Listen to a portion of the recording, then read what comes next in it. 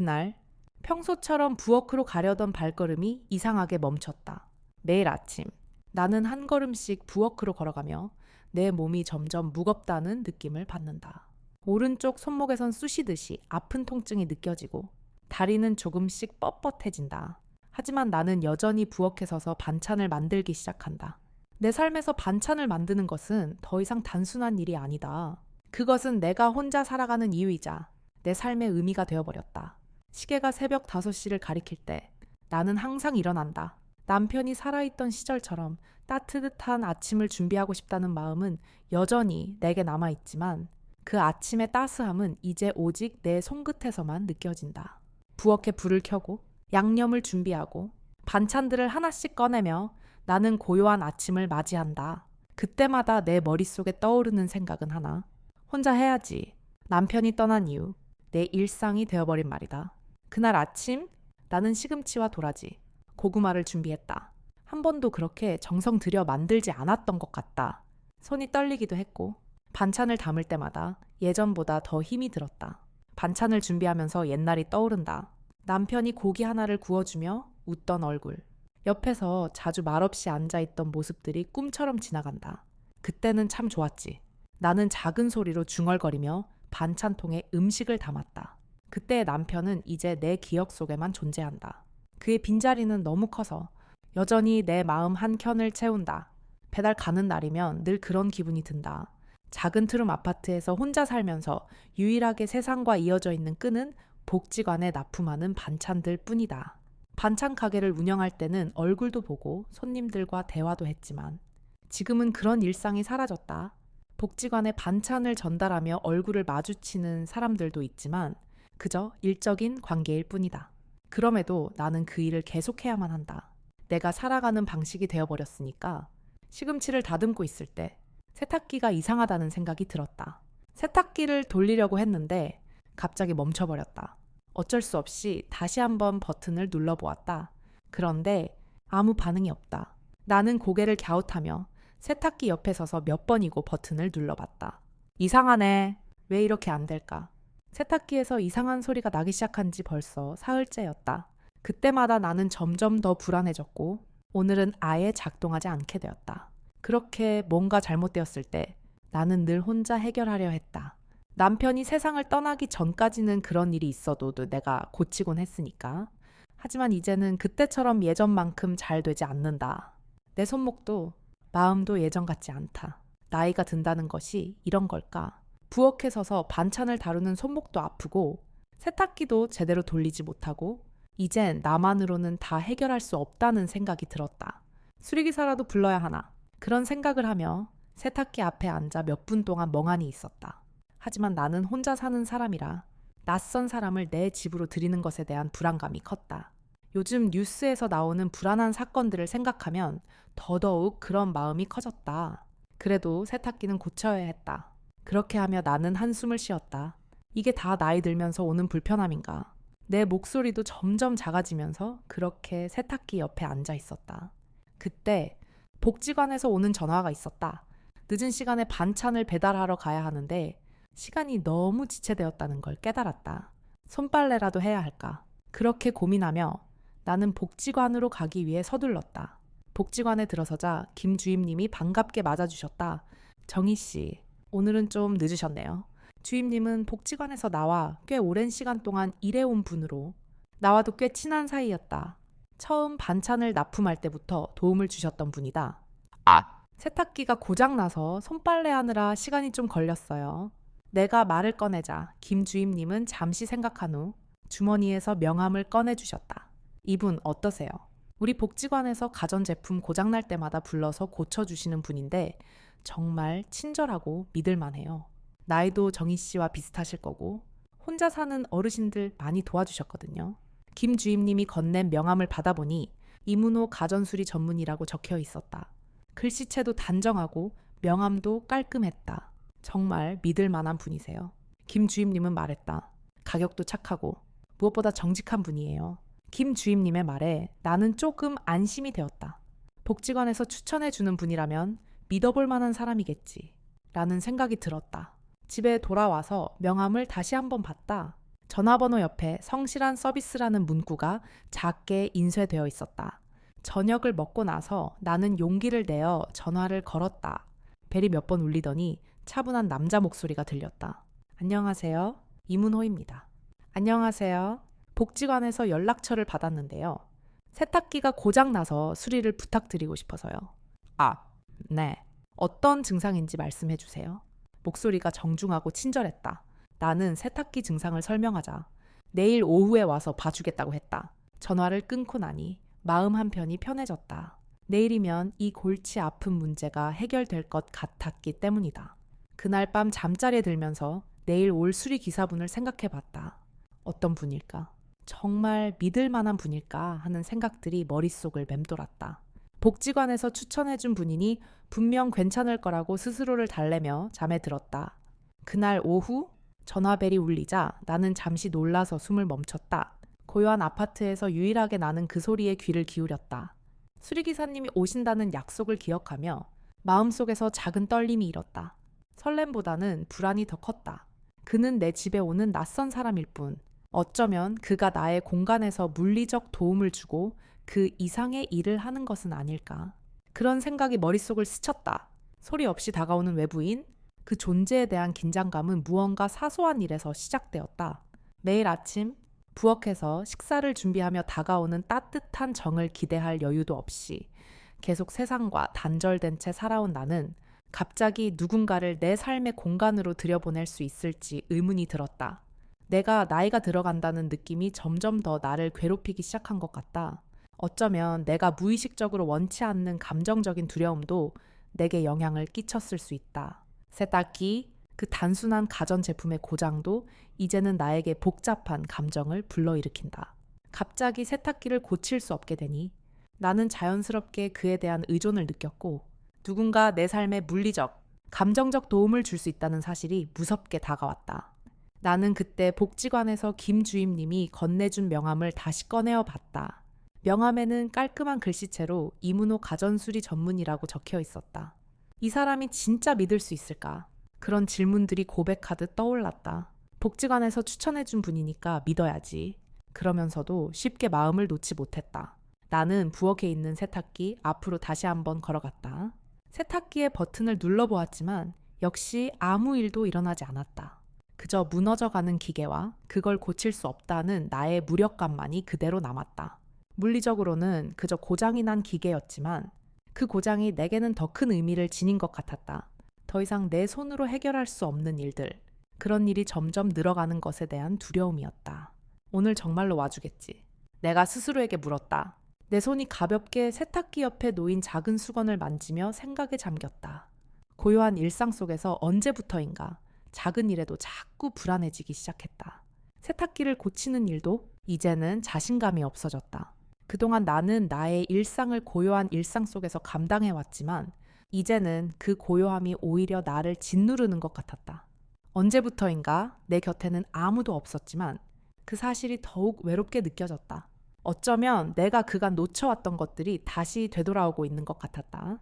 하루가 지나고 약속된 시간이 다가왔다. 약간의 긴장감이 나를 둘러쌌다. 문을 열어준 뒤 그 사람이 들어오면 내가 어떤 반응을 보일지 예상할 수 없었다. 세탁기 수리뿐만 아니라 내게 다가오는 이 기회가 고백처럼 느껴졌기 때문이다. 그가 어떤 사람일지, 나와 어떤 관계를 맺게 될지 알 수 없었다. 그러나 어쩔 수 없이 내 집으로 들어오게 할 수밖에 없다는 사실에 나는 묘한 느낌을 받았다. 시간이 조금 지나자 초인종이 울렸다. 나는 한동안 문 앞에 서서 숨을 죽였다. 손이 문 손잡이 위에서 잠시 멈췄다. 그리고서야 천천히 문을 열었다. 그를 마주할 준비가 되지 않았지만 문을 열고 그를 맞이할 수밖에 없었다. 그의 모습은 차분하고 정돈된 느낌을 주었다. 나이도 내 또래쯤 되지 않을까 싶은 정도로 세월을 고스란히 얼굴에 담은 모습이었다. 짙은 겨울 코트를 입고 손에 작은 공구 가방을 들고 있었다. 그의 얼굴엔 미소가 서려 있었다. 긴장이 풀어지지 않는 내 마음을 읽은 듯 그는 웃으며 말했다. 안녕하세요. 세탁기 수리하러 왔습니다. 그의 목소리는 다정했지만 그 안에 섬세한 신중함이 담겨 있었다. 나는 문을 열었지만 마음은 여전히 준비되지 않았다. 그는 세탁기가 있는 곳으로 안내받으며 조용히 말했다. 세탁기가 왜 고장이 나셨나요? 어쩌면 오래돼서 그런가 봐요. 계속 이상한 소리만 나고 나는 조금 떨리는 목소리로 대답했다.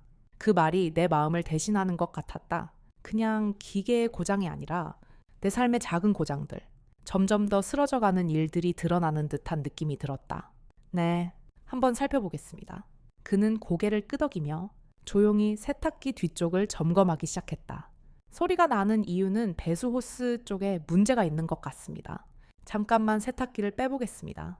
그는 세탁기를 조금씩 빼내기 시작했고 그때 나는 문득 떠올랐다. 예전엔 남편이 이런 일을 했었지. 기계가 고장나면 혼자서 그 문제를 해결하곤 했다. 그 모습이 눈에 선하다. 남편이 이렇게 조용히 묵묵히 내 옆에서 나를 도와주던 기억들. 지금은 그 모든 일이 사라졌다. 그동안 많은 시간이 지나면서 내 삶은 점점 고요해졌다. 그가 세탁기를 다루고 있을 때 나는 그가 여전히 무언가를 고친다는 점에서 내 마음속에서 작은 갈등을 느끼고 있었다. 이제 내게는 누군가가 들어오는 것이 불편하고 두려운 일이 되어버렸고 그 두려움은 쉽게 사라지지 않았다. 그가 세탁기를 빼고 무엇인가 떨어진 소리가 났다. 나는 깜짝 놀라서 그쪽을 바라보았다. 그가 바닥에서 무엇인가를 주워들었다. 이게 뭐죠? 그의 손에 작은 물건들이 들려 있었다. 칫솔, 작은 라이터, 열쇠였다. 모두 내가 본 적이 없는 물건들이었다. 내 집에서 왜 이런 물건들이 나오는 걸까? 나는 급작스럽게 얼어붙었다. 왜 이런 물건들이 내 집에 있는지 도무지 이해할 수 없었다. 혹시 이 물건들을 아시나요?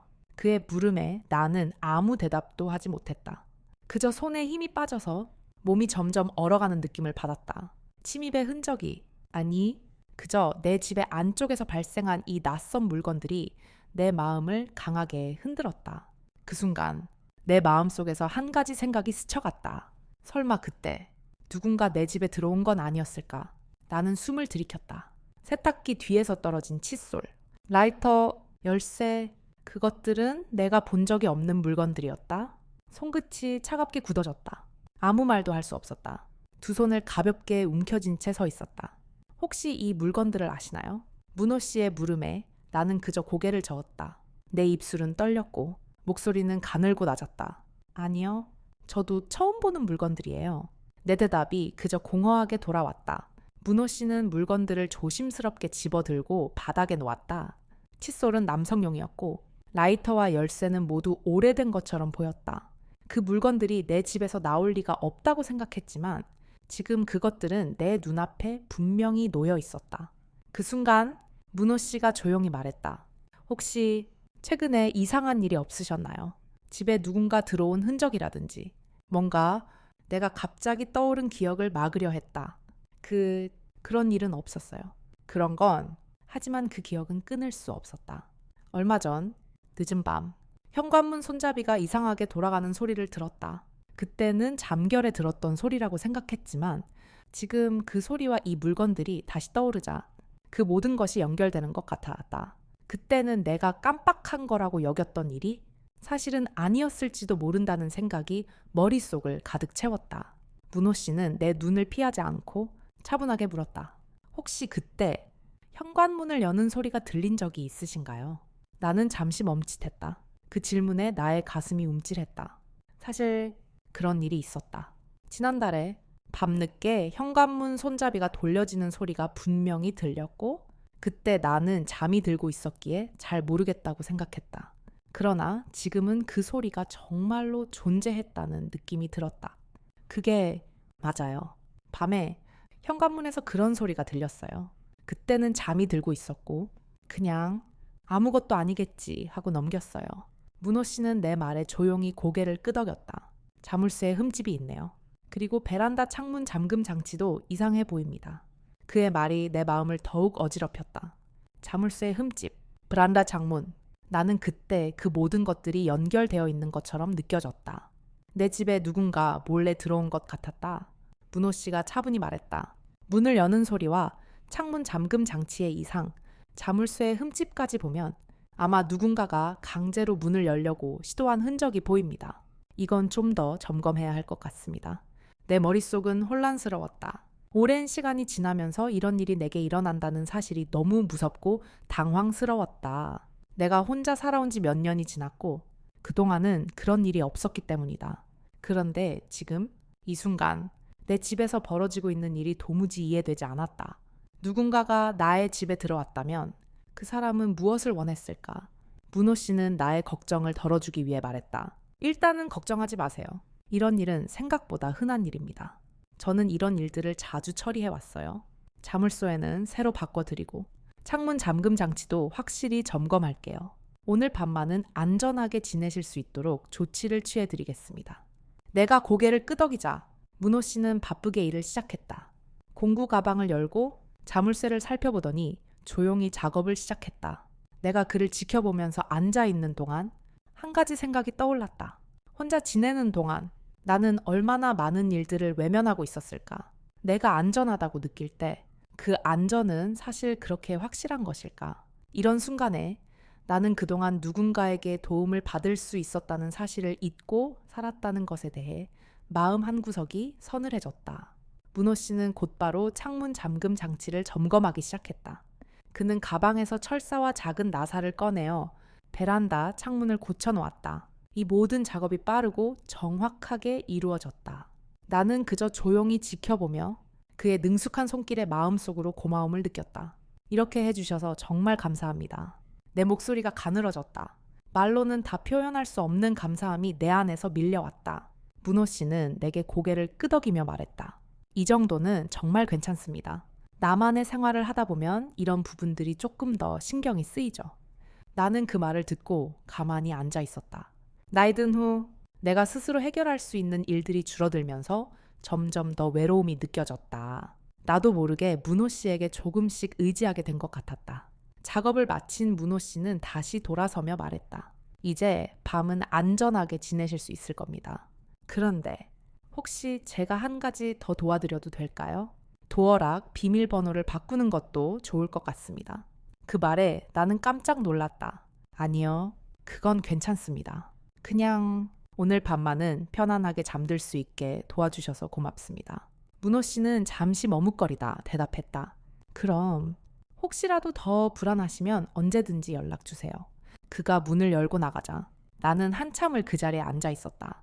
창문 잠금 장치와 자물쇠를 고친 후 내 마음속에서도 뭔가가 조금씩 변하고 있었다. 그가 말한 것처럼 내 집은 이제 안전해졌다. 하지만 내 마음은 여전히 불안했다.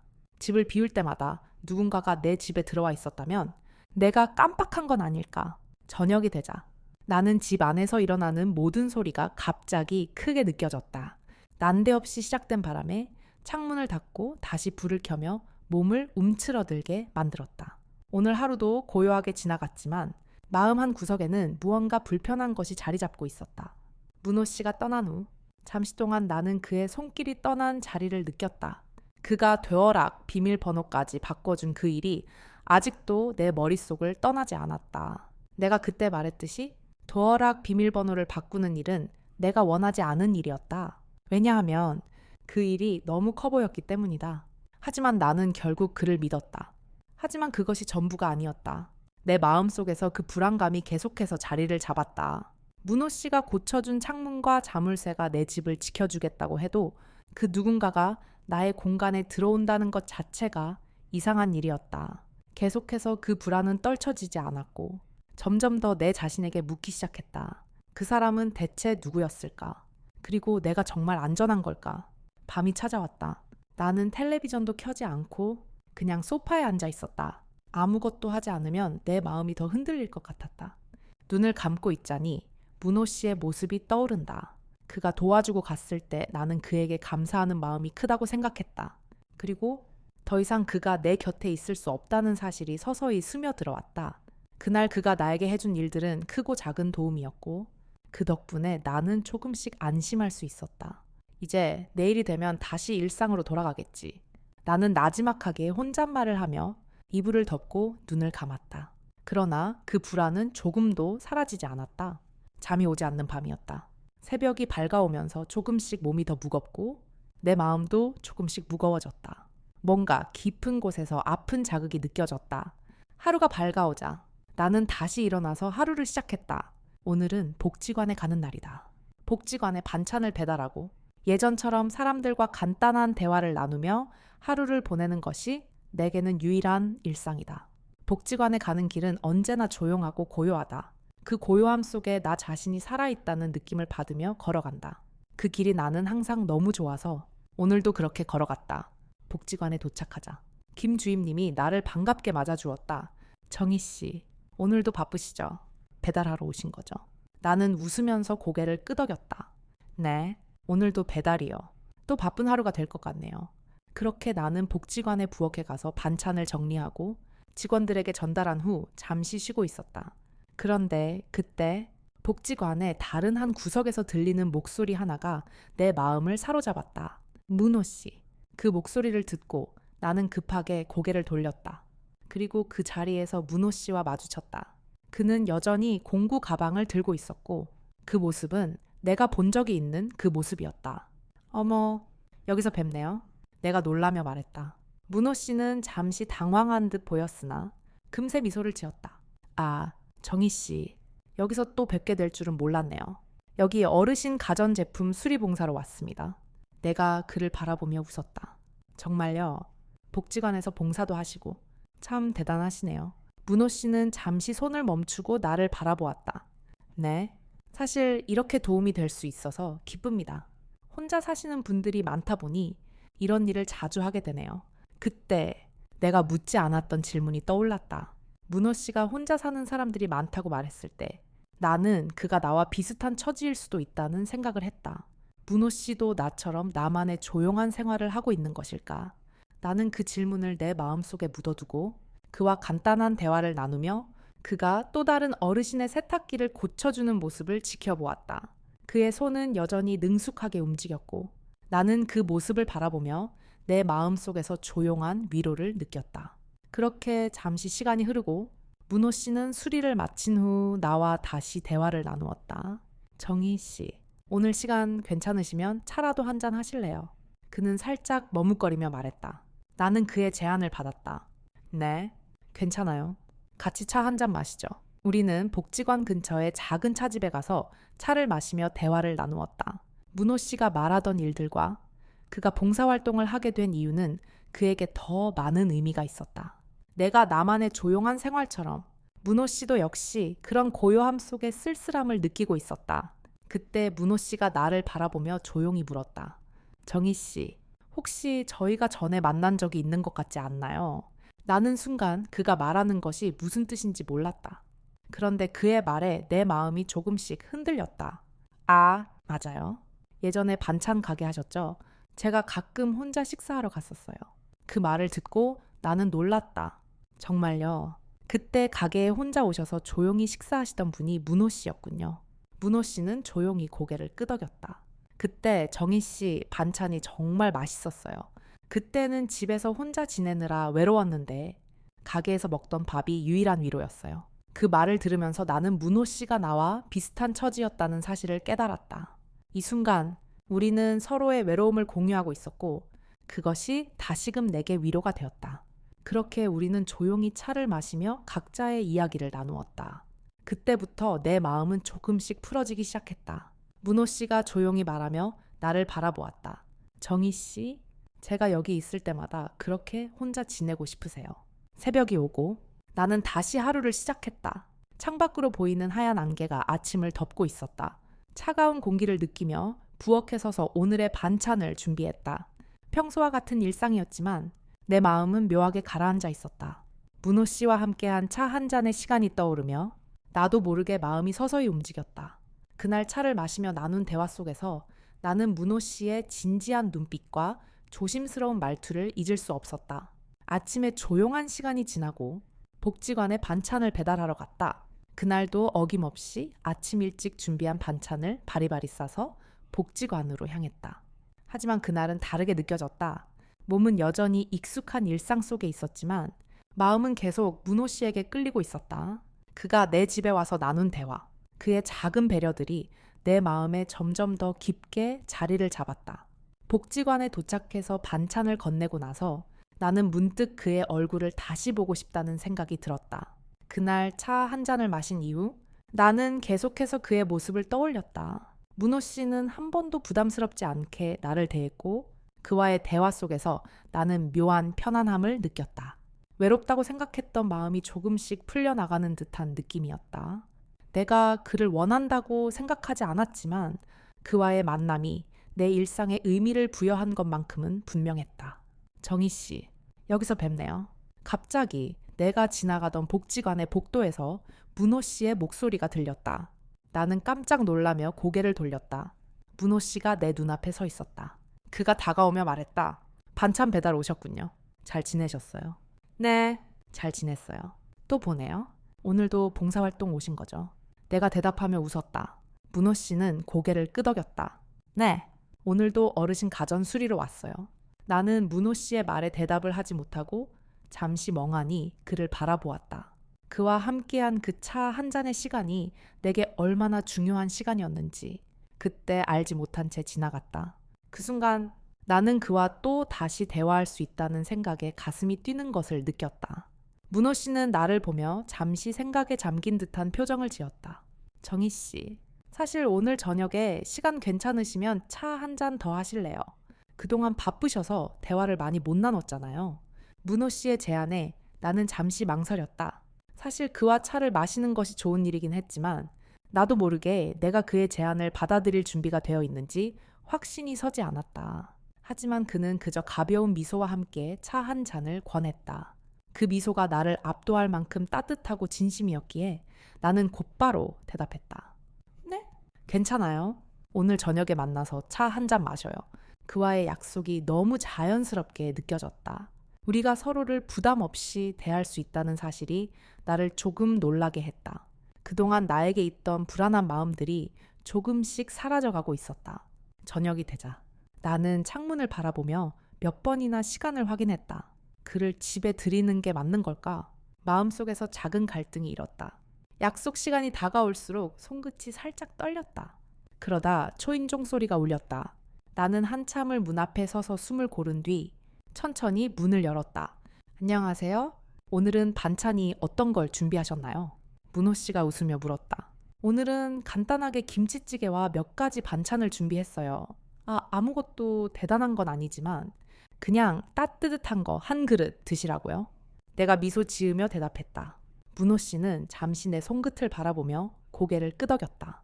그냥 따뜻한 밥이 제일 좋은 거죠. 정말 고마워요. 우리는 그 후 거실에서 함께 저녁을 먹기 시작했다. 분위기는 생각보다 매우 자연스럽고 편안했다. 문호 씨는 음식을 먹으며 간단한 일상 이야기를 했다. 나는 그 이야기를 들으며 점점 더 마음이 열리는 것 같았다. 그동안 얼마나 혼자 있었는지, 얼마나 말을 하지 않았는지 생각하면서 문호 씨와의 대화는 내게 큰 의미로 다가왔다. 김치찌개 정말 맛있어요. 진짜 오랜만에 집밥을 먹는 기분이네요. 문호 씨가 말하며 웃었다.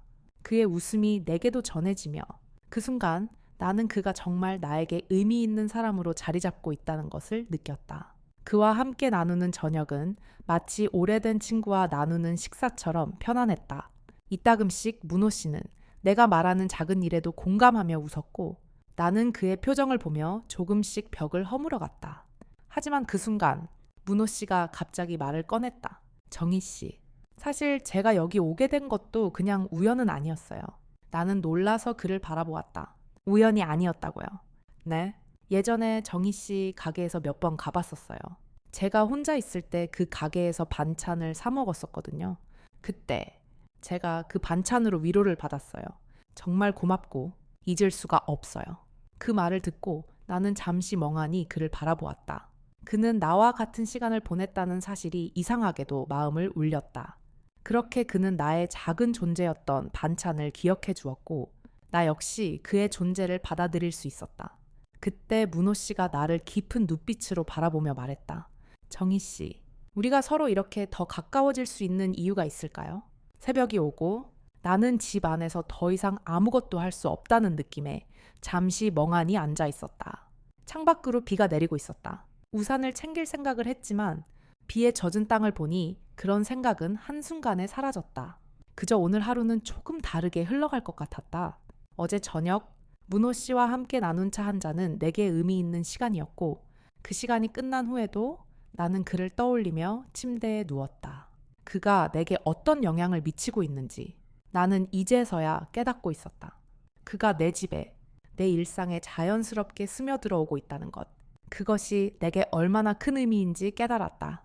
어제 저녁에 나눈 이야기 속에서 문호 씨는 내게 물었다. 우리가 이렇게 더 가까워질 수 있는 이유가 있을까요?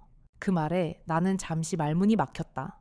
사실 나는 아직까지 내 마음을 제대로 이해하지 못하고 있었다. 나는 그저 일상 속에서 그가 내게 미치는 영향을 무의식적으로 받아들였을 뿐이었다. 그저 차 한 잔을 나누고 저녁을 함께 먹으며 느꼈던 편안함에 안겨 있었던 것이다. 하지만 그 질문을 들었을 때 나는 마음속 깊은 곳에서 작은 불안을 느꼈다. 우리가 이렇게 더 가까워질 수 있는 이유가 있을까요? 그 물음은 나를 두렵게 만들었다. 내가 그의 마음을 받아들이는 것이 맞는지, 그저 의존하는 것처럼 느껴지는 건 아닌지, 내 스스로도 혼란스러웠다. 그럼에도 불구하고 문호 씨는 내게 진지한 눈빛으로 그 질문을 던졌고 그것이 나의 마음을 조금씩 열게 만들었다. 오늘 아침 나는 다시 평소처럼 반찬을 준비하고 있었다. 하지만 그 평범한 일상 속에서 나는 더 이상 예전처럼 마음을 닫아두지 않았다. 문호 씨와 함께 나눈 작은 대화들이 내 마음 속에서 차근차근 쌓여갔다. 그는 내게 작은 배려를 보였고 나는 그 배려의 마음을 열기 시작했다. 이 아침 나는 그의 존재를 받아들이기로 결심했다. 그의 마음이 진심임을 느꼈고 내가 그를 신뢰할 수 있다는 걸 깨달았다. 반찬을 준비하면서 나는 문호 씨가 나에게 와주기를 기다리고 있었다. 오늘도 복지관에 반찬을 배달한 후 그와 다시 차를 한 잔 마실 수 있을지 기대하며 집을 정리했다. 그동안 느꼈던 쓸쓸함, 그리고 나만의 조용한 생활이 주던 고요한 감정이 문호 씨와의 만남으로 조금씩 희미해지고 있었다. 나는 그가 나의 삶에 어떤 변화를 가져올지 모르지만 이제는 그 변화를 받아들일 준비가 되어 있었다. 식탁 위에 놓인 2개의 찻잔이 식어가고 있었다. 오랜만에 누군가와 나눈 따뜻함이 그대로 남아 있었다. 복지관에 도착하고 오늘도 평소처럼 반찬을 직원들에게 전달하고 잠시 자리에 앉았다. 그때 문호 씨가 나타났다. 그의 모습이 보이자 나는 고개를 돌려 그를 맞이했다. 문호 씨는 다소 어색하게 웃으면서 나를 향해 다가왔다. 정희 씨, 오늘도 뵙네요. 저 오늘도 봉사활동하고 있죠? 나는 고개를 끄덕이며 대답했다. 네, 또 뵙네요. 정말 열심히 봉사하시네요. 그의 얼굴에 미소가 떠오르며 말했다. 그냥 일이니까요. 사실 정희 씨가 준비한 반찬 덕분에 오늘도 힘이 나요. 문호 씨는 내게 차 한 잔을 권했다. 그 말이 내 마음을 기쁘게 했다. 그는 내가 차를 마시기를 원하고 내가 그에게 편안함을 줄 수 있다는 것. 그는 내게 마음을 여는 작은 계기를 준 사람이었다. 나는 그를 바라보며 답했다. 네, 그러죠. 차 한 잔 마시죠. 우리는 작은 카페로 가서 차를 마시며 대화를 나누기 시작했다. 오늘은 특별히 더 많은 이야기를 나눴다. 서로의 과거, 외로움, 그리고 지금 이 순간 우리가 겪고 있는 감정들에 대해 조심스럽게 이야기했다. 문호 씨는 내게 솔직하게 말했다. 정희 씨, 사실 저도 조용한 생활을 하면서 많이 쓸쓸했어요. 그런데 오늘 이렇게 정희 씨와 차 한 잔을 나누게 되어서 참 좋네요. 그의 말을 들으며 나는 마음이 조금씩 따뜻해졌다. 문호 씨도 나와 비슷한 마음을 가지고 있었고, 그래서 우리는 서로를 이해할 수 있었던 것이다. 그는 나의 외로움을 이해했고, 나는 그의 외로움도 알았다. 그런 점에서 우리는 비슷한 길을 걸어온 사람들이었다. 차를 마시며 문호 씨는 말했다. 그런데 정희 씨, 사실 저희가 이런 이야기를 나누게 된 게 자연스럽기도 하고 또 조금은 이상하기도 해요. 어쩌면 우리가 이렇게 가까워지게 된 이유가 있을지도 모르겠네요. 그의 말에 나는 잠시 침묵했다. 그의 말이 내게 깊은 울림을 주었기 때문이다. 우리가 가까워질 이유.